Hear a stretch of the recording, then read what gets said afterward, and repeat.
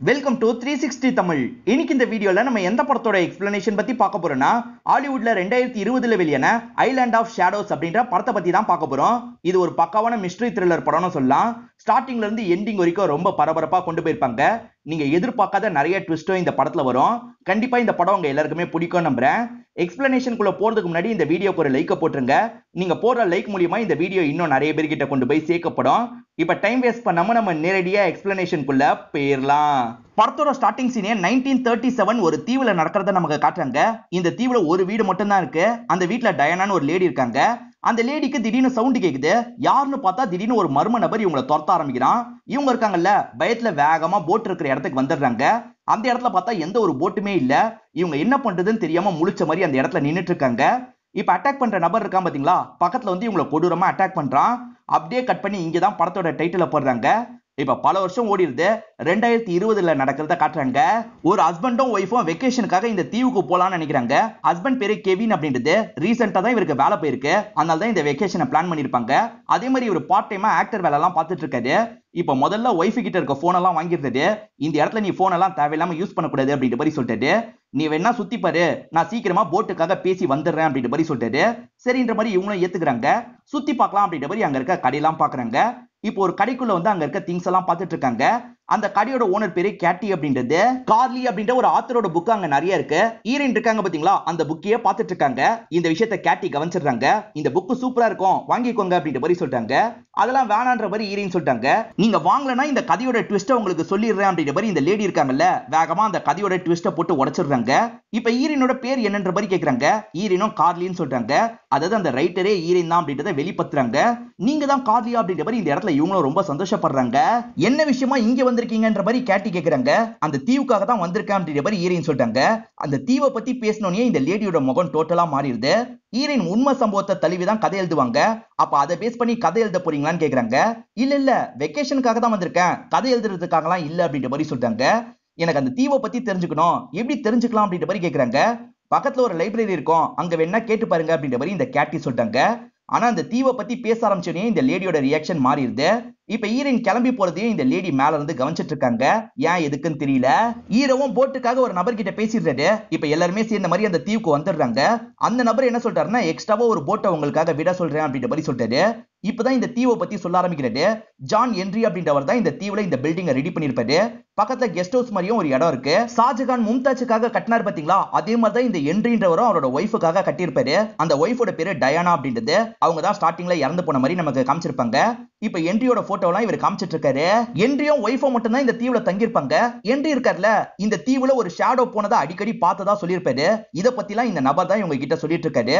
இவங்களும் ஒவ்வொரு ரூமா பார்த்துக்கிட்டே வராங்க. அப்ப டயானா ரூம்க்கு வந்துடுறாங்க. டயானா போட்டோவையும் பார்த்துட்டு இருக்காங்க. அதை பார்த்துட்டு இருக்க இந்த நபர் இருக்கார்ல, நீங்க பார்க்க டயானா மாதிரி லைட்டா இருக்கீங்கன்னு சொல்றாரு. இங்கதான் ஹீரோயின் ஒரு விஷயத்த சொல்ல ஆரம்பிக்கிறாங்க. ஹீரோயினோட கிரேட் கிராண்ட்ஃபாதரோட பேரு சார்லஸ் அப்படின்றது. அந்த சார்லஸோட கசினா தான் என்ட்ரி இருப்பாரு. எப்படி பார்த்தாலும் இவங்க சொந்தக்கார முறை தானே வராங்க. அதை பத்திலாம் இந்த நபருக்கு புரிய வச்சிடுறாங்க. இவரும் எந்த ஹெல்ப்னாலும் என்கிட்ட வந்து கேளுங்க அப்படின்ற மாதிரி சொல்லிட்டு, சரி நான் கிளம்புறேன் அப்படின்ற மாதிரி இங்க இருந்து கிளம்புறதுக்கு தயாரா வராரு. ஹஸ்பண்ட் இவ தெரிஞ்சுதான் இந்த இடத்துக்கு வந்திருக்கா போல அப்படின்ற மாதிரிலாம் யோசிக்கிறாரு. இப்ப அந்த நபரை இவங்களும் பேசி அனுப்பி விட்டுறாங்க. இப்ப ஹஸ்பண்ட் இருக்கார்ல, அப்ப கதைக்காக தான் இந்த இடத்துக்கு வந்திருக்கேன்னு கேக்குறாரு. அப்படிலாம் கிடையாது, நான் வெக்கேஷனுக்காக தான் இந்த இடத்துக்கு வந்திருக்கேன், கண்டிப்பா கதையை பத்திலாம் நான் யோசிக்க மாட்டேன் அப்படின்ற மாதிரி சொல்லிட்டாங்க. அப்போ ஓகேன்ற மாதிரி ஹஸ்பண்ட் இந்த இடத்துல ஏத்துக்கிறாரு. இப்ப ஹீரோயின் ஒரு குளியல போடுறாங்க. படுத்து தூங்குவோம் அப்படின்ற மாதிரி இந்த இடத்துல படுத்து தூங்க ஆரம்பிக்கிறாங்க. இப்பதான் ஹீரோயின் மைண்டுக்குள்ள ஓடுறத நமக்கு காட்டுறாங்க. ஹீரோயின் ஒரு இடத்துல நடந்து வந்துட்டு இருக்காங்க. அப்பதான் ஒரு மர்ம நபர் இவங்களை ஃபாலோ பண்றாரு. இப்ப சட்டனா ஓடி வந்து இவங்களை அட்டாக் பண்ணிடுறாரு. இது எல்லாம் கனவா வந்ததுனால இவங்க சட்டுன்னு கனவுல இருந்து முழிச்சிடுறாங்க. ஆக்சுவலா இவங்களுக்கு உண்மையிலேயே அந்த சம்பவம் நடந்திருக்கும். இப்ப கையில இருக்க அந்த காயத்தெல்லாம் தொட்டு பாத்துக்கிறாங்க. இவங்க உண்மை சம்பவத்தை பேஸ் பண்ணி தான் கதை எழுதுவாங்க. அதனால சிலர் பாதிக்கப்படுவாங்கல்ல, அப்படிப்பட்ட ஒருத்தர் தான் இவங்களை அட்டாக் பண்ணிருப்பாரு.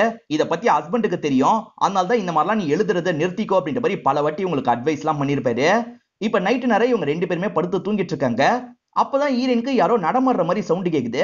நம்ம மட்டுமே இருக்கிற தீவுல யாரு நடமாடுறா அப்படின்ற மாதிரி இவங்க யோசிக்கிறாங்க. இப்ப டார்ச் லைட் எடுத்து யாருன்ற மாதிரி தேடி எல்லாம் பார்த்துட்டு இருக்காங்க. அப்படி வந்துட்டு இருக்கும் போது இவங்க கால் ஏதோ குத்திருது. என்னன்னு செக் பண்ணா கிளாஸ் பீசஸ் எல்லாம் உடஞ்ச மாதிரி அந்த இடத்துல கிடக்குது. அப்ப பக்கத்துல இருக்க ஜன்னல் ஏதாவது உடஞ்சிருக்கா அப்படின்ற மாதிரி இவங்க செக் பண்ணி பாக்குறாங்க. பார்த்தா எந்த ஜன்னலுமே உடஞ்ச மாதிரி இவங்களுக்கு தெரியல. அப்புறம் எப்படி கிளாஸ் பீஸ் கால்ல குத்துச்சு அப்படின்ற மாதிரி இவங்களும் யோசிக்கிறாங்க. சரி படுக்க போவோம் அப்படின்ற மாதிரி ஈரனும் இங்க இருந்து கிளம்ப ஆரம்பிக்கிறாங்க. அந்த சமயம் தான் கீழே ஒரு மர்ம நபர் நடந்து போறத நமக்கு காட்டுறாங்க. ஆனா ஈரன் இதெல்லாம் கவனிச்சிருக்க மாட்டாங்க. இப்ப காலையில சமயம் ஈரன் இருக்காங்கல்ல, நைட்டு நடந்த விஷயத்த பத்தி சொல்றாங்க. ஈரவும் இப்போ ஓகேவா அப்படின்ற மாதிரி அந்த காயத்தெல்லாம் பாக்குறாரு. அதே சமயம் நம்ம ஷாப்பிங்காக அந்த இடத்துக்கு போலாம், நீ ஏதாவது பிளான் இருந்தா அந்த இடத்துல சுத்தி பாரு அப்படின்ற மாதிரி சொல்றாரு. எனக்கு ஒரு பிளான் இருக்கு, நான் லைப்ரரிக்கு போகணும் அப்படின்ற மாதிரி சொல்றாங்க. இப்ப ரெண்டு பேருமே சேர்ந்த மாதிரி அந்த கரைக்கு வந்து சேர்ந்துடுறாங்க. அப்பதான் அங்க இருக்க ஒரு நபர் இவங்க கிட்ட பேச ஆரம்பிக்கிறாரு. உங்க ரெண்டு பேரை கேட்டு ஒரு லேடி வந்தாங்க அப்படின்ற மாதிரி சொல்றாரு. லேடியா பார்க்க எப்படி இருந்தாங்க அப்படின்ற மாதிரி இவங்க அடையாளத்தெல்லாம் கொஞ்சம் கேக்குறாங்க. இவங்க ரெண்டு பேருக்குமே அந்த லேடி யாரு என்னன்னு தெரியல. இவங்க இந்த இடத்துக்கு வெக்கேஷன் வரத பத்தி யார்கிட்டயும் சொல்லியிருக்க மாட்டாங்க. நீங்க யார்கிட்டயாவது சொன்னீங்களா அப்படின்ற மாதிரி ஒய்ஃப் கேக்குறாங்க. நான் யார்கிட்ட சொல்ல போறேன், யார்கிட்டயும் சொல்ல அப்படின்ற மாதிரி இவரும் சொல்லிட்டு இருக்காரு. ஈரின் அந்த தீவை பத்தி தெரிஞ்சுக்கணும்ன்றதுக்காக தான் இந்த லைப்ரரிக்கு வந்திருக்காங்க. அந்த தீவை பத்தி எனக்கு தெரிஞ்சுக்கணும் அப்படின்ற மாதிரி சொல்றாங்க. ஓஹோ, கேட்டி உங்களை பத்தி தான் சொன்னாலா, உங்களோட புக்ஸை நானும் நிறைய படிச்சிருக்கேன், நானும் உங்களோட ஃபேன் தான் அப்படின்ற மாதிரி இங்க இருக்க லேடி சொல்றாங்க. இவங்க பேரு சாரா அப்படின்றது. சரி எனக்கு அந்த தீவை பத்தி கொஞ்சம் தெரிஞ்சுக்கணும், புக்ஸ் எல்லாம் தரீங்களான்னு கேக்குறாங்க. இவங்க சம்பந்தப்பட்ட புக்ஸ் எல்லாத்தையும் தந்துடுறாங்க. ஈரினும் அந்த தீவை பத்தி கொஞ்சம் கொஞ்சமா தெரிஞ்சுக்க ஆரம்பிக்கிறாங்க. என்றி பெரிய பணக்காரரு, அடிக்கடி பிசினஸ் விஷயமா வெளியூருக்குலாம் போயிடுவாரு. அவர் தான் காசெல்லாம் பயங்கரமா செலவு பண்ணி ஒய்ஃபுக்காக அந்த இடத்தை ரெடி பண்ணிருப்பாரு. அவங்க ரெண்டு பேர் மட்டும் தான் சேர்ந்து அந்த இடத்துல இருந்துட்டு இருப்பாங்க. ஒய்ஃப் கொல்லப்பட்டாங்க பாத்தீங்களா, அந்த சமயமா ஒரு பிசினஸ் ட்ரிப்புக்காக போயிருப்பாரு. ஒய்ஃப கொலை பண்ணது யாருன்னு தெரியாம இன்னமும் மிஸ்ட்ரியா தான் இருக்கு. ஈரின் மும்முரமா இதை பத்தி தெரிஞ்சிட்டு இருக்கும் போதுதான் கரெக்டா ஹஸ்பண்ட் வந்துடுறாரு. நீயா வருவன்னு வெயிட் பண்ண, நீ வர மாதிரி இல்ல, அதனால தான் நானே வந்துட்டேன் அப்படின்ற மாதிரிலாம் சொல்லிட்டு இருக்காரு. ஈரன் எதுக்காக வந்தாங்கன்றத சாரா தெளிவா இந்த இடத்துல சொல்லிட்டு இருக்காங்க. வெக்கேஷன் அப்படின்ற பிளான்ல நம்மள வர வச்சிருக்கா, ஆனா இவ புக் எழுதுறதுக்காக தான் வந்திருக்கா அப்படின்றது இவருக்கு தெளிவா புரிஞ்சிருது. உங்ககிட்ட எத்தனை வாட்டி சொல்லியிருக்கேன், உண்மை சம்பவத்தை பேஸ் பண்ணி தான் புக் எழுதணுமா, ஏன் நீயா யோசிச்சு எழுத வேண்டியதானே அப்படின்ற மாதிரிலாம் கேட்டுட்டு இருக்காரு. ஏற்கனவே ஒரு வாட்டி செத்து பொழைச்சு நீ வந்திருக்க, இதுக்கப்புறம் இந்த மாதிரி ரிஸ்க் எல்லாம் எடுக்காத, நான் சொல்றதை கேளு அப்படின்ற மாதிரி அட்வைஸ் பண்ணிக்கிட்டே இருக்காரு. இப்போ ஒய்ஃபும் கோவப்பட்டு பதிலுக்கு பேச ஆரம்பிக்கிறாங்க. எனக்கு ஆபத்து வரும்னு பயப்படுறீங்களா இல்ல என்னோட வளர்ச்சியை பார்த்து பயப்படுறீங்களா அப்படின்ற மாதிரி ஒய்ஃப் கேக்குறாங்க. இதை கேட்கிற ஹஸ்பண்ட் பயங்கரமா டென்ஷன் ஆயிடுறாரு. நான் உன்னை பார்த்து பொறாமப்படுறேன்னு நினைக்கிறியா, உன் நல்லதுக்காக தான் சொல்றேன் அப்படின்ற மாதிரிலாம் பேசிட்டு இருக்காரு. இவங்க ரெண்டு பேரும் ஆர்கியூ பண்ணிட்டு இருக்கும் போதுதான் இந்த இடத்துக்கு ஒரு பொண்ணு வரா. ஈரின் புக்கை தான் கையில வச்சிருக்கா. நான் உங்களோட பெரிய ஃபேனு, எனக்காக ஒரே ஒரு ஆட்டோகிராஃப் மட்டும் போடுறீங்களா அப்படின்ற மாதிரி கேக்குறா. சரின்ற மாதிரி ஈரினும் புக்கை வாங்கி ஆட்டோகிராஃபை போடுறாங்க. நாங்க பேசணும், நீ கிளம்பு அப்படின்ற மாதிரி கெவின் சொல்றாரு. நீங்களும் இங்கதான் இருக்கீங்களா, இப்பதானே உங்களுக்கு ரீசெண்டா வேலை எல்லாம் போச்சு, ஆக்டிங்ல ஏதோ ட்ரை பண்றீங்கல்ல, ஆனா அதெல்லாம் செட் ஆகலன்னு எனக்கு நல்லா தெரியும் அப்படின்ற மாதிரிலாம் சொல்றா. இவ கொஞ்சம் கிண்டல் பண்ற மாதிரி பேசுறதுனால இவரும் பதிலுக்கு டென்ஷன் ஆகுறது. அந்த பொண்ணு வேணும்ட்டே தான் அப்படி பேசியிருக்கான்னு நமக்கு காட்டுறாங்க. ஏன்னு தெரியல. இவங்க ரெண்டு பேருமே டிராவல் பண்ணி தீவுக்கு வந்துடுறாங்க. நான் தேவையில்லாம கோவப்பட்டுட்டேன், சாரி அப்படின்ற மாதிரி ஹஸ்பண்ட் சொல்றாரு. நான் கூட கோவப்பட்டுட்டேன், சாரின்ற மாதிரி பதிலுக்கு இவங்களும் சொல்றாங்க. இப்ப ஈரின் எதர்ச்சியா திரும்பி பார்க்கும் போது தான் ஒயிட் கலர் Dress போட்டு யாரோ நடந்து போறதை கவனிக்கிறாங்க. இதை பார்த்தோன்னே இவங்களும் செக் பண்றதுக்காக வேகமா வராங்க. என்னாச்சுன்ற மாதிரி இவரும் பின்னாடியே வந்துட்டு இருக்காரு. யாரோ ஒயிட் கவுன் போட்டு போனதை நான் பார்த்தேன் அப்படின்ற மாதிரி சொல்றாங்க. யாரு போயிருக்க போறா, யாரும் போயிருக்க வாய்ப்பு இல்லை அப்படின்ற மாதிரி இவர் சொல்றாரு. யாரையோ பார்த்த மாதிரியே எனக்கு தோணுச்சு அப்படின்ற மாதிரி இவங்களும் சொல்லிட்டு இருக்காங்க. ஈரின் வேற ஒரு நாள் சாரா கிட்ட பேசுறதுக்காக வந்துடுறாங்க. என்ட்ரி சம்பந்தமா எல்லாத்தையும் கலெக்ட் பண்ணி வச்சிருந்தேன் அப்படின்ற மாதிரி அவங்களும் காமிச்சிட்டு இருக்காங்க. இவங்களும் என்ட்ரியோட போட்டோவெல்லாம் பார்த்துட்டு இருக்காங்க. அப்படி பார்க்கும்போது சார்லஸோட போட்டோவும் இவங்களுக்கு கிடைக்குது. சார்லஸ் தான் என்னோட கிரேட் கிராண்ட் ஃபாதர், இவங்க ரெண்டு பேருமே கசின் பிரதர் தான், ஏறக்குறைய என்ட்ரி எனக்கும் தாத்தா முறை தான் அப்படின்ற மாதிரிலாம் சொல்லிட்டு இருக்காங்க. இதெல்லாம் சாராக்கு புது தகவல்ல ஆச்சரியமா கேக்குறாங்க. ஈரின் என்ன சொல்றாங்கன்னா, டயானாக்கும் என்ட்ரிக்கும் ஏதாவது சண்டை வந்திருக்கலாம், அதனால என்ட்ரி இந்த கொலையை பண்ணிருக்க வாய்ப்பு இருக்குல்ல அப்படின்ற மாதிரி சொல்றாங்க. அதுக்கு சாரா என்ன சொல்றாங்கன்னா, என்ட்ரி அந்த சமயம் இந்த ஊர்ல தான் இருந்திருக்காரு, அவரை நிறைய இடத்துல வச்சு ஆட்கள் பார்த்திருக்காங்க, தெளிவான ஆலிபைலாம் இருக்கு அப்படின்ற மாதிரி சொல்றாங்க. இதை தாண்டி போலீஸே கன்ஃபியூஸ் ஆன ஒரு விஷயம் இருக்கு. ஏன்னா கரையில எந்த போட்டுமே நின்ன மாதிரி போலீஸ்க்கு தெரியல. அப்படி இருக்கும்போது யாரு போய் கொலை பண்ணிருப்பா, இதுதான் இப்போ வரைக்கும் மர்மமா இருக்கு அப்படின்ற மாதிரிலாம் சொல்லிட்டு இருக்காங்க. இதெல்லாம் கேட்டுட்டு இருக்க ஈரின் இருக்காங்கல்ல, என்ட்ரியோட ஃப்ரெண்ட்ஸ் யாரையாவது பார்க்க முடியுமா அப்படின்ற மாதிரிலாம் கேக்குறாங்க. என்ட்ரியோட ஃப்ரெண்ட்ஸை பத்திலாம் எனக்கு தெரியல, ஆனா டயானாக்கு ஃப்ரெண்டா இருந்த பாட்டி இன்னும் உயிரோட இருக்காங்க அப்படின்ற மாதிரி சொல்றாங்க. அந்த பாட்டியை நான் பார்த்து பேச முடியுமான்னு ஈரின் கேக்குறாங்க. கேட்டியோட அம்மா தான் அந்த பாட்டி, ஆனா கேட்டி கண்டிப்பா பேசுறதுக்காக விட மாட்டா, நீ கேட்டிக்கு தெரியாம வேணா பேசிப்பாரு அப்படின்ற மாதிரிலாம் இவங்க சொல்றாங்க. எங்க வீடு இருக்கு அப்படின்றதெல்லாம் தெளிவா சொல்லி விட்டுறாங்க. இதனால ஈரின் இருக்காங்கல்ல, அந்த பாட்டியை பார்த்து பேசுறதுக்காக வந்துடுறாங்க. இந்த பாட்டியை பொறுத்த வரைக்கும் அந்த காலத்துல துணி கடை தான் வச்சிருப்பாங்க. டயானா இவங்களோட ஃப்ரெண்டு, அடிக்கடி ரெண்டு பேருமே பேசிப்பாங்க. அப்படி இருக்கும் போது தான் என்ட்ரியா டயானா லவ் பண்ணிருப்பாங்க. ரெண்டு பேருமே கல்யாணம் பண்ணி அந்த தீவுக்கு போய் செட்டில்லாம் ஆயிடுவாங்க. இதெல்லாம் சொல்லிட்டு இருக்க பாட்டியை ஈரினை கொஞ்சம் உத்து பாக்குறாங்க. நீ பார்க்க லைட்டா டயானா மாதிரி இருக்குன்னு சொல்றாங்க. ஏற்கனவே ஒரு நபர் சொன்னாரு, ஆனா டயானாக்கும் எனக்கும் எந்த ரிலேஷன்ஷிப்பும் கிடையாது, சொல்ல போனா என்ட்ரிக்கும் எனக்கும் தான் ரிலேஷன்ஷிப் இருக்கு, ஏன்னா என் தாத்தாவும் அவரும் கசின்ஸ் அப்படின்ற மாதிரிலாம் சொல்லிட்டு இருக்காங்க. இப்ப சார்லஸ் அப்படின்ற அந்த பேரை கேட்டோன்னே இந்த பாட்டி ஷாக் ஆயிடுறாங்க. இவ்வளவு நேரம் பேசிட்டு இருந்தவங்க தலைவலிக்குது, இன்னொரு நாள் வான்னு சொல்றாங்க. இதனால இவங்களும் சரின்ற மாதிரி இங்க இருந்து கிளம்ப ஆரம்பிக்கிறாங்க. பார்த்தா கேட்டி இவங்க வந்திருக்கிறத கவனிச்சிடுறாங்க. எதுக்காக என்னோட அம்மா கிட்ட தேவையில்லாத விஷயத்தெல்லாம் பேசிட்டு இருந்த, இதுக்கப்புறம் இந்த பக்கம்லாம் வராது அப்படின்ற மாதிரி வார்னிங் கொடுத்து அனுப்புறாங்க. ஈரின் நடந்து வரும்போது தெரியத்தனமா ஒரு லேடி மேல இடிச்சிடுறாங்க. இப்ப அந்த லேடியும் இவங்களுக்கு ஹெல்ப் எல்லாம் பண்ணிடுறாங்க. இப்ப ரெண்டு பேருமே மியூச்சுவலா ஒருத்தரை பத்தி ஒருத்தர் தெரிஞ்சுக்கிறாங்க. ஈரினுக்கு ஸ்டார்டிங்ல ஒரு நபர் ஹெல்ப் பண்ணாரு பாத்தீங்களா, அவரு கூட சேர்ந்துதான் இந்த லேடி வேலை பாக்குறாங்க போல. அதை பத்தி எல்லாம் சொல்றாங்க. என் பேரு லாரன் அப்படின்ற மாதிரி சொல்றாங்க. அப்ப அந்த தீவு பக்கமும் வருவீங்கல்ல, வந்தா என்னோட வீட்டுக்கு வாங்கன்ற மாதிரி ஈரின் இன்வைட் பண்றாங்க. சரின்ற மாதிரி லாரனும் இங்க இருந்து கிளம்பி போறாங்க. ஈரினும் இந்த கேஸ பத்தியே தான் யோசிச்சுட்டு இருக்காங்க. நாளைக்கு இந்த தீவை எக்ஸ்ப்ளோர் பண்ணலாமா அப்படின்ற மாதிரி ஹஸ்பண்ட் கேக்குறாரு. இவங்க காதுல கூட வாங்கியிருக்க மாட்டாங்க. காதுல வாங்கல அப்படின்ற மாதிரி ஹஸ்பண்ட் ஃபீல் பண்ணிட்டு இருக்காரு. ஹஸ்பண்ட் ஃபீல் பண்றாருன்னு கொஞ்ச நேரம் கழிச்சுதான் இவங்க புரிஞ்சுக்கிறாங்க. தீவை எக்ஸ்ப்ளோர் பண்ணலாமான்னு தானே கேட்டீங்க, நாளைக்கு கண்டிப்பா பண்ணலாம் அப்படின்ற மாதிரி ஹஸ்பண்ட் கிட்ட இவங்களும் ஜாலியா பேசுறாங்க. இப்ப இவங்க ரெண்டு பேருமே சேர்ந்த மாதிரி கிஸ்லாம் பண்ணிட்டு இருக்காங்க. இந்த விஷயத்தெல்லாம் ஜன்னலுக்கு வெளியே இருந்து யாரோ பாக்குறாங்க. யாருன்னு தெரியல. இவங்க வீட்டுல ஒரு பகுதியில சீக்ரெட்டா கம்பார்ட்மெண்ட்லாம் இருக்கு. அந்த கம்பார்ட்மெண்ட்குள்ள நிறைய லெட்டர்லாம் இவங்களுக்கு கிடைக்குது. இதெல்லாம் என்ன லெட்டர் அப்படின்ற மாதிரி இவங்களும் பிரிச்சு பார்த்துட்டு இருக்காங்க. அப்பதான் ஹஸ்பண்ட் இந்த இடத்துக்கு வந்துடுறாரு. இன்னைக்கு நம்ம சுத்தி பார்க்கலாம் தானே பேசணும் அப்படின்ற மாதிரி சொல்லிட்டாரு. ஆனா இவங்க இதை பிஸியா பண்ணிட்டு இருக்கிறதுனால நான் வரலன்னு சொல்லிட்டாங்க. தெரிஞ்ச கதை தான் அப்படின்ற மாதிரி ஹஸ்பண்டும் கிளம்பி போயிடுறாரு. இவங்களுக்கு நிறைய லெட்டர்லாம் அந்த இடத்துல கிடைக்குதுல, என்னதான் லெட்டர்ல இருக்கு பாப்போம் அப்படின்ற மாதிரி இவங்களும் படிக்க ஆரம்பிக்கிறாங்க. டயனா எழுதின மாதிரி தான் லெட்டர் இருக்கு. டயனா யாருக்கு எழுதியிருக்காங்கன்னு பாத்தீங்கன்னா சார்லஸ்க்கு எழுதியிருக்காங்க. அதே மாதிரி சார்லஸ் கிட்ட இருந்தும் நிறைய லெட்டர்லாம் வந்திருக்கு. என்னடா இது, அப்ப இவங்க ரெண்டு பேருக்குள்ள அஃபேர் போயிட்டு இருந்திருக்கா அப்படின்ற மாதிரி இவங்களும் இந்த இடத்துல ஷாக் ஆகுறாங்க. இவங்க தெரிஞ்சுக்கிட்ட எல்லா தகவலை பத்தியும் இவங்களோட ஹஸ்பண்ட் கிட்ட சொல்லிட்டு இருக்காங்க. ஹஸ்பண்ட் இருக்கார்ல, நம்ம ஷாப்பிங் மாதிரி போலாம் அப்படின்ற மாதிரி சொல்லிட்டு சரின்ற மாதிரி இவங்க இருக்காங்கல்ல, வேணும்ட்டே கேட்டியோட கடைக்கு கூட்டு வந்துடுறாங்க. ஏன்னா கேட்டி கிட்ட எப்படியாவது பேசி ஃப்ரெண்ட் ஆகணும்னு யோசிக்கிறாங்க. கேட்டி இவங்க வந்திருக்காங்கன்னு தெரிஞ்சோம் கண்டுக்காத மாதிரி வேற ஒரு நபர் கிட்ட பேசிட்டு இருக்காங்க. எப்படியாவது கேட்டி கிட்ட பேசிடணும் அப்படின்ற மாதிரி இவங்களும் நெருங்கி போக பாக்குறாங்க. அப்பன்னு பார்த்து இந்த ஹஸ்பண்டுக்கு கால் வருது. ஹஸ்பண்ட் ஒரு ஆடிஷனுக்காக வர சொல்றாங்க போல. ஹஸ்பண்ட் பயங்கரமா எக்ஸைட் ஆயிடுறாரு. ஏன்னா பெரிய படத்துல இவருக்கு ஆஃபர் கிடைச்சிருக்கு. நான் ஆடிஷன் அட்டன் பண்ணனா கண்டிப்பா செலக்ட் ஆயிடுவேன், நான் போகணும். ஆனா உன்னை தனியா விட்டு எப்படி போறது அப்படின்ற மாதிரிலாம் தயங்கிட்டு இருக்காரு. தனியா இருக்கிறதுக்கு எனக்கு பயம்லாம் கிடையாது, நீங்க போயிட்டு வாங்க அப்படின்ற மாதிரி சொல்றாங்க. அவர் போட் எடுத்துட்டு போயிடுவார்ல, அதனால இவங்க போட் இல்லாம தான் இருக்கணும். அதுக்கும் இவங்க சரின்ற மாதிரி ஏத்துக்கிறாங்க. இவரும் கிளம்பிடுறாரு. மேற்கொண்டு லெட்டர்லாம் படிக்கும் போது சார்லஸ்க்கும் டயானாக்கும் அஃபேர் போயிருக்குன்னு தெரியுது. அதே மாதிரி சார்லஸ் இருக்கார்ல, இந்த தீவுல மறைஞ்சுலாம் இருந்திருக்காருன்னு தெரிய வருது. இப்ப ஈரினுக்கு ஏதோ சவுண்ட் கேக்குது. ஜன்னல் கிட்ட வந்து பாக்குறாங்க. அப்பதான் ஒயிட் கலர் நைட்டி போட்ட மாதிரி யாரோ நடந்து போயிட்டு இருக்காங்க. இத பாக்குற இவங்க இருக்காங்கல்ல, வேகமா கீழே இறங்கி வந்துடுறாங்க. இது பிரைவேட் ப்ராப்பர்ட்டி, இங்க யார் வந்தது அப்படின்ற மாதிரிலாம் கத்திட்டு இருக்காங்க. இப்ப வேகமா அந்த உருவமும் ஓட ஆரம்பிக்குது. இவங்களும் துரத்திட்டு வராங்க. ரொம்ப தூரம் வந்ததுக்கு அப்புறம் வித்தியாசமான சவுண்ட் கேட்கறதுனால இவங்க ரொம்ப பயந்துடுறாங்க. வீட்டுக்கே போயிடுவோம் அப்படின்ற மாதிரி வீட்டுக்கு வந்து கதவெல்லாம் லாக் பண்ணிக்கிறாங்க.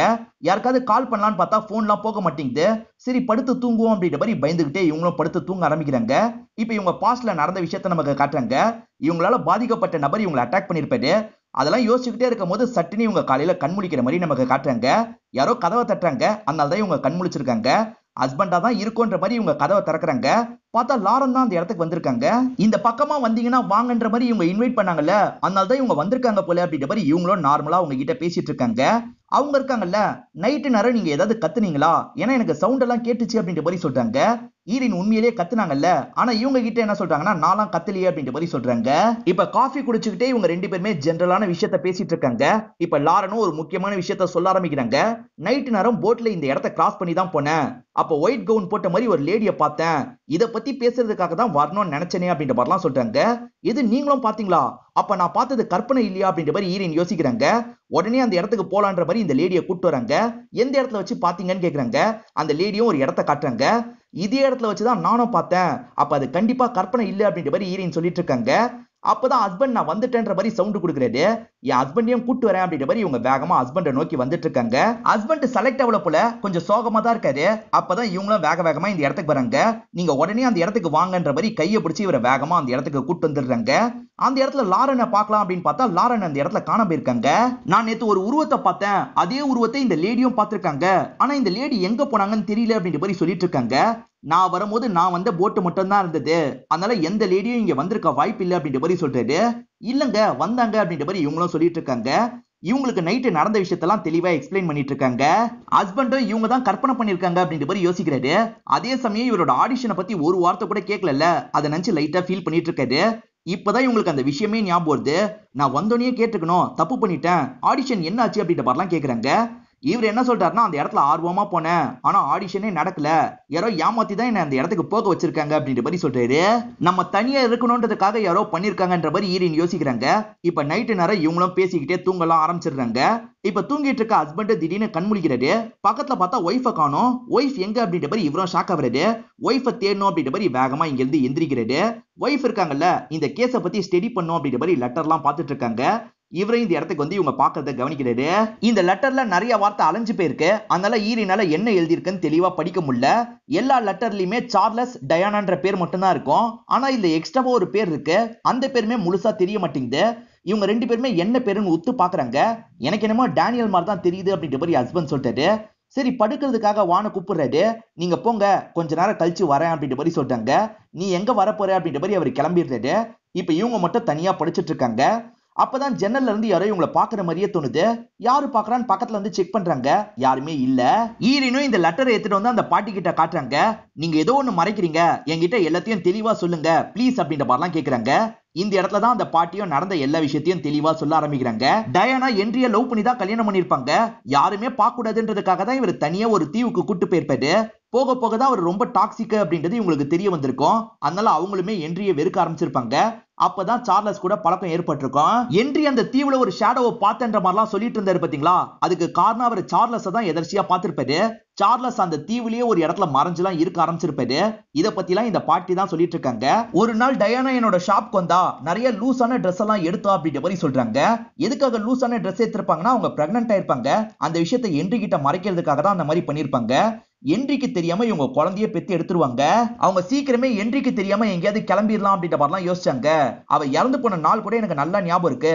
ஏன்னா சார்லஸ் குழந்தையோட அவளுக்காக வெயிட் பண்ணிட்டு இருந்தாரு. நான் அவர்கிட்ட பேசலாம் கூட செஞ்சேன் அப்படின்ற மாதிரி இவங்களும் சொல்லிட்டு இருக்காங்க.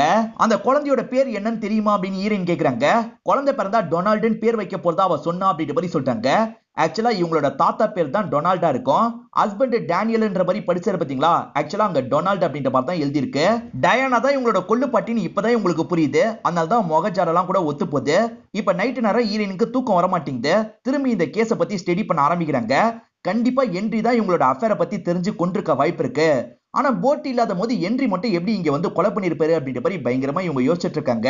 அப்படி யோசிச்சுட்டு இருக்கும் போதுதான் கெஸ்ட் ஹவுஸ் மாதிரி இங்க ஒரு ரூம் இருக்கிறதா அவர் சொன்னாரு பாத்தீங்களா, அந்த ரூம்ல லைட் எரியுது உங்களுக்கு தெரியுது. இங்க என்ன லைட் எரியுது அப்படின்ற மாதிரி இவங்களும் கவனிக்கிறாங்க. ஹஸ்பண்ட் எல்லாம் இவங்க எழுப்ப மாட்டாங்க. இவங்க பாட்டுக்கு அந்த ரூம்ல செக் பண்றதுக்காக வந்துடுறாங்க. அந்த ரூம்ல பார்த்தா ஒயிட் கலர்ல ஒரு கவுன் இருக்கு. என்ன இந்த கவுன் இங்க இருக்கு அப்படின்ற மாதிரி இவங்களும் யோசிச்சுட்டு இருக்காங்க. அந்த கவுன் ரீசெண்டா யூஸ் பண்ண மாதிரி கூட இவங்களுக்கு தெரியுது. அதே மாதிரி இவங்க எழுதின எல்லா புக்குமே அந்த இடத்துல இருக்கு. இதெல்லாம் எப்படி இங்க இருக்குன்னு யோசிக்கிறாங்க. இவங்க யோசிச்சுட்டு இருக்கும் போதுதான் கதவை திறந்து யாரோ இந்த இடத்துக்கு வராங்க. வரது யாரும் கிடையாது. இவங்க கிட்ட பேசி ஒருத்தங்க பழகுனாங்கல்ல, அந்த லாரன் தான் இங்க வந்திருக்காங்க. லாரனை பாக்குற ஈரின் பயங்கரமா ஷாக் ஆயிடுறாங்க. இங்க நடந்த ஒவ்வொரு விஷயத்துக்கும் இந்த லாரன் தான் காரணம்னு உங்களுக்கு தெரிய வருது. எதுக்காக இந்த மாதிரிலாம் பண்ணிட்டு இருக்கேன்னு ஈரின் கேக்குறாங்க. நான் யாருன்றதையும் நீ மறந்துட்டல அப்படின்ற மாதிரி லாரன் கோவப்படுறாங்க. ஆக்சுவலா லாரனோட அப்பாவை அம்மா கொலை பண்ணிருப்பாங்க. அம்மா மாட்டாம தான் இருந்திருப்பாங்க. ஆனா இவங்க அந்த கேஸ் விசாரிச்சு புக்கா எழுதிருப்பாங்க. அம்மா தான் இந்த கொலையை பண்ணாங்கன்ற மாதிரி தான் இவங்க புக்ல எழுதிருப்பாங்க. இதனால போலீஸும் திரும்பி அந்த கேஸ் அந்த ஆங்கிள் விசாரிச்சிருப்பாங்க. அம்மா தான் குற்றவாளி அப்படின்ற மாதிரி அரெஸ்ட் பண்ணிருப்பாங்க. என் அம்மா ஜெயிலுக்கு போனதுக்கு நீ தான் காரணம். என்னோட அப்பா பயங்கரமா எங்களை டார்ச்சர் பண்ணாரு. வேற வழி இல்லாம தான் என்னோட அம்மா கொன்னாங்க. ஆனா என்னோட அம்மாவை என்னை விட்டு பிரிச்சிட்டல அப்படின்ற மாதிரி கோவப்படுறா. சில உண்மையை வெளிப்பத்தி தானே ஆகணும், அதுக்காக தான் இப்படி பண்ண, எதையும் நீ பர்சனலா எத்துக்காது அப்படின்ற மாதிரி ஈரேன்னு சொல்றாங்க. அவ கையில கத்தி வச்சிருக்கிறதுனால இவங்களும் சேஃப்டிக்கு ஒரு கம்பு எடுத்துக்கிறாங்க. அவளுக்கு தெரியாம தான் கம்பு எடுப்பாங்க. இப்ப அவ லைட்டா அசரும் போது இவங்க வேகமா இங்க இருந்து ஓட ஆரம்பிச்சிடுறாங்க. அவ பெருசா அலட்டிக்க மாட்டா. அவகிட்ட கன் இருக்கு. அந்த கன் எடுத்து ஃபாலோ பண்றா. இவங்களும் பதட்டமா வீட்டுக்குள்ள வந்துடுறாங்க. யாருக்காவது கால் பண்ணும் அப்படின்ற மாதிரிலாம் ட்ரை பண்ணிட்டு இருக்காங்க. அப்ப யாரோ சட்டுன்னு முதுகுல கை வைக்கிறாங்க. இவங்க கையில இருக்க ராடால அடிக்க பாக்குறாங்க. பார்த்தா ஹஸ்பண்ட் தான் இவங்க முதுகுல கைய வச்சிருப்பாரு. இவங்களும் ஹஸ்பண்ட் கிட்ட விஷயத்தெல்லாம் புரிய வச்சிடுறாங்க. அதுக்குள்ள கதவு திறக்கிற சவுண்டு கேக்குது. இவங்க ரெண்டு பேருமே பயந்த மாதிரி ஒரு இடத்துல போய் ஒளிஞ்சுக்கிறாங்க. இப்ப அந்த இடத்துக்கு லாரனும் வந்துடுறா. நீ இங்கதான் இருக்கன்னு தெரியும், ஒழுங்கா வெளியே வான்ற மாதிரி கூப்பிடுறா. ஆனா இவங்க ரெண்டு பேருமே அமைதியா அதே இடத்துல உட்காந்து இருக்காங்க. ஓஹோ நீ வரமாட்டியா, அப்போ என்கிட்ட ஒரு ரகசியத்தை சொல்லணும், ஏன்னா உண்மையை கேட்கதான் உனக்கு ரொம்ப பிடிக்கும்ல அப்படின்ற மாதிரி சொல்ல ஆரம்பிக்கிறா. ஹஸ்பண்ட் கெவினை பொறுத்த வரைக்கும் ஆக்டிங் கிளாஸ்க்காக போயிருப்பாரு. அந்த ஆக்டிங் கிளாஸ்க்கு லாரனும் போயிருப்பா. போன லாரன் இருக்கா பாத்தீங்களா, கொஞ்சம் கொஞ்சமா இவர்கிட்ட பழக ஆரம்பிச்சிருப்பா. இவங்களுக்குள்ள அஃபேரும் ஏற்பட்டிருக்கும். அதை பத்தி எல்லாம் இவ இந்த இடத்துல சொல்லிட்டு இருக்கா. இதெல்லாம் உண்மையான்ற மாதிரி இவங்களும் பக்கத்துல இருக்க ஹஸ்பண்ட திரும்பி பாக்குறாங்க. ஹஸ்பண்டும் ஆமான்ற மாதிரி தலையாட்டுறாரு. இதெல்லாம் கேட்கிற இவங்களுக்கு ரொம்ப கஷ்டமா இருக்கு. இவங்களை ட்ரிகர் பண்ணி வெளியே வர வைக்கிறதுக்காக தான் லாரன் இந்த மாதிரி பண்ணிட்டு இருக்கா. நாங்க ரெண்டு பேரும் எவ்வளவு ஜாலியெல்லாம் இருந்திருக்கோம் தெரியுமா அப்படின்ற மாதிரி ஒவ்வொரு இன்சிடென்ட்டா சொல்லிட்டு இருக்கா. இதெல்லாம் கேட்கறதுக்கு இவங்களுக்கு செம்ம கடுப்பா இருக்கு. ஹஸ்பண்ட் பக்கத்துல இருக்க கூடாதுன்றதுக்காக வேகமா ஓட பாக்குறாங்க. இவங்களும் சட்டுன்னு ஷூட் பண்ணலான்னு பாக்குறாங்க. அதுக்குள்ள கெவின் நடுவுல வந்து மறைச்ச மாதிரி நின்றுறாரு. ஆடிஷன்ற மாதிரி என்ன ஏமாத்தி அனுப்புனது நீ தானே அப்படின்ற மாதிரி கேக்குறாரு. ஆமா, அது என்னோட வேலை தான் அப்படின்ற மாதிரி இவங்களும் சொல்றாங்க. உன் வாழ்க்கை இப்படி மாறினதுக்கு என்னோட ஒய்ஃப் தான் காரணம்னு நினைச்சேன்னா நம்ம உட்காந்து பேசலாம், இந்த மாதிரிலாம் பண்ணது அப்படின்ற மாதிரி சொல்றாரு. ஆனா அவங்க கேட்க மாட்டாங்க. ஒய்ஃபை கண்டிப்பா ஷூட் பண்ணும் அப்படின்ற மாதிரி சொல்லிட்டாங்க. அதெல்லாம் சரி, எந்த போட்டுமே இல்லாத போது நீ மட்டும் எப்படி இங்க வந்தன்னு கேக்குறது. நீச்சல் அடிச்சுதான் வந்த அப்படின்ற மாதிரி இவங்க சொல்றாங்க. ஒய்ஃபை காப்பாத்தணும்னா இவளை பேசி ஏமாத்தணும் அப்படின்றத கெவின் புரிஞ்சுக்கிறாரு. நீ வேணா நடிச்சிருக்கலாம், ஆனா நான் நடிக்கலாம் செய்யல, உண்மையிலேயே உன்னை லவ் பண்ண அப்படின்ற மாதிரிலாம் சொல்றாரு. இப்ப அப்படியே பேசிக்கிட்டே பக்கத்துல வந்து சடனா இவங்களை லாக் பண்ண பாக்குறாரு. ஆனா இவங்க பதட்டப்பட்டு யாரகடமா இவரோட கால்லையே ஷூட் பண்ணிடுறாங்க. இப்பதான் மறைஞ்சிருக்க ஈரின் அந்த இடத்துக்கு வந்து இவங்களோட மண்டிலேயே ஒரு போடு போடுறாங்க. வாங்க இங்க இருந்து கிளம்பிடலாம் அப்படின்ற மாதிரி ஹஸ்பண்ட கூப்பிட்டு கிளம்ப ஆரம்பிக்கிறாங்க. கன்னி எங்க போச்சுன்னு இவளுக்கு தெரியல. அவங்கள விடக்கூடாது அப்படின்ற மாதிரி பின்னாடியே துரத்திட்டு வந்துட்டு இருக்கா. இவங்களும் அந்த கரைகிட்ட வந்துடுறாங்க. ஆனா அதுக்குள்ள இவ ஆயுதத்தோட இவங்களை லாக் பண்றா. இப்ப ஹஸ்பண்ட் தான் தடுத்து சண்டை போடலாம்னு நினைக்கிறாரு. ஆனா இவருக்கா பாத்தீங்களா, ஹஸ்பண்ட் அடிச்சு கீழே விழ வச்சிடறா. இப்ப ஒய்ஃப் சண்டை போடணும் அப்படின்னு நினைக்கிறாங்க. ஆனா ஆயுதம் எதுவுமே மாட்ட மாட்டேங்குது. அங்க ஒரு போர்டு இருக்கும். அந்த போர்டு வச்சு மண்டிலேயே ஒரு போடு போடுறாங்க. அதுலயே அவ பிளாட் ஆகி இறந்து போயிடுறா. இவங்களும் ஹஸ்பண்டுக்கு என்னாச்சு ஏதாச்சுன்னு பக்கத்துல வந்து பாக்குறாங்க. ஹஸ்பண்டுக்கு உயிர் இருக்கதான் செய்து. இவங்க ரெண்டு பேருமே தப்பிச்சிட்டாங்கன்னு காட்டுறாங்க. டயானா எப்படி இறந்து போனாங்கன்னு கண்டுபிடிச்சு அதை புக்கா எழுதலாம் அப்படின்ற மாதிரி தான் ஈரின் வந்திருப்பாங்க. இப்ப எப்படி இந்த கொலை நடந்திருக்க வாய்ப்பு இருக்குன்றதை இவங்க கண்டுபிடிச்சிடுறாங்க. லாரன்ஸ் ஸ்விம் பண்ணி வந்ததா சொன்னா பாத்தீங்களா, அதே மாதிரி தான் என்ட்ரியும் வந்திருக்க வாய்ப்பு இருக்குன்னு யோசிக்கிறாங்க. ஏன்னா என்ட்ரி காலேஜ் படிக்கும் போதே ஸ்விம்மிங்ல சாம்பியனா இருந்திருப்பாரு. அந்த போட்டோ எல்லாம் கூட ஈரின் பார்த்திருப்பாங்க. இப்பதான் அன்னைக்கு நைட்டு நடந்த விஷயத்த நமக்கு காட்டுறாங்க. சார்லஸ் போட்டோட வந்துடுறேன், நம்ம கிளம்பிடலாம் அப்படின்ற மாதிரி சொல்லியிருப்பாரு. சார்லஸோட கிளம்பிடலாம் அப்படின்ற மாதிரி தான் டயானா எல்லாத்தையும் எடுத்து வச்சிட்டு இருப்பாங்க. அப்பதான் இவங்களுக்கு சவுண்ட் கேட்டிருக்கோம். என்ன ஏதுன்னு பாக்குறதுக்காக வந்திருப்பாங்க. அப்பதான் ஹஸ்பண்ட் எதிர வந்து நிக்கிறாரு. ஹஸ்பண்ட பாக்குற இவங்க ஷாக் ஆயிடுறாங்க. இததான் ஸ்டார்டிங்ல நமக்கு காமிச்சிருப்பாங்க. என்ன விட்டுருங்க விட்டுருங்கன்னு கெஞ்சுறாங்க. ஆனா இவர் இருக்காரு பாத்தீங்களா, கொடூரமா அவங்க அந்த இடத்துல சாவடிச்சிருப்பாரு. இப்படிதான் நடந்திருக்க வாய்ப்பு இருக்குன்ற மாதிரி இவங்க கதையை முடிச்சிடுறாங்க. இத பத்தி எல்லாம் இவங்களை கூட்டு வந்த நபர்கிட்டயும் இவங்க சொல்லிட்டு இருக்காங்க. நீங்க சொல்றதும் சரிதான், இப்படி நடந்திருக்கதான் வாய்ப்பு இருக்குன்ற மாதிரி அவர் சொல்றாரு. சரி வாங்க கிளம்பலாம் அப்படின்ற மாதிரி இவங்களை கூப்பிடுறாரு. இவங்க ஹஸ்பண்ட் கூட டைமே ஸ்பெண்ட் பண்ணல, அதனாலதான் இந்த அஃபேர் எல்லாம் ஏற்பட்டிருக்கும். இத பத்தி எல்லாம் ஹஸ்பண்டும் சொல்றாரு. நீ என்ன முடிவு எடுக்கலான் இருக்கு அப்படின்ற மாதிரிலாம் கொஞ்சம் சோகமா கேட்டுட்டு இருக்காரு. இன்னும் என்ன முடிவு எடுக்கிறதுன்றத பத்தி நான் யோசிக்கல, பொறுமையா யோசிக்கிறேன் அப்படின்ற மாதிரி சொல்றாங்க. ரெண்டு பேருமே இப்போதைக்கு சேர்ந்து தான் கிளம்புறாங்க. இதோட இந்த படமும் முடியுது. இந்த படம் உங்க எல்லாருக்குமே பிடிச்சிருக்கும் நம்புறேன். இந்த வீடியோ உங்களுக்கு பிடிச்சிருந்ததுன்னா லைக் பண்ணுங்க, கமெண்ட் பண்ணுங்க, மறக்காம 360 தமிழ் சேனலை சப்ஸ்கிரைப் பண்ணுங்க. தொடர்ச்சியா இந்த மாதிரி வீடியோக்கள் வந்துகிட்டே தான் இருக்கும்.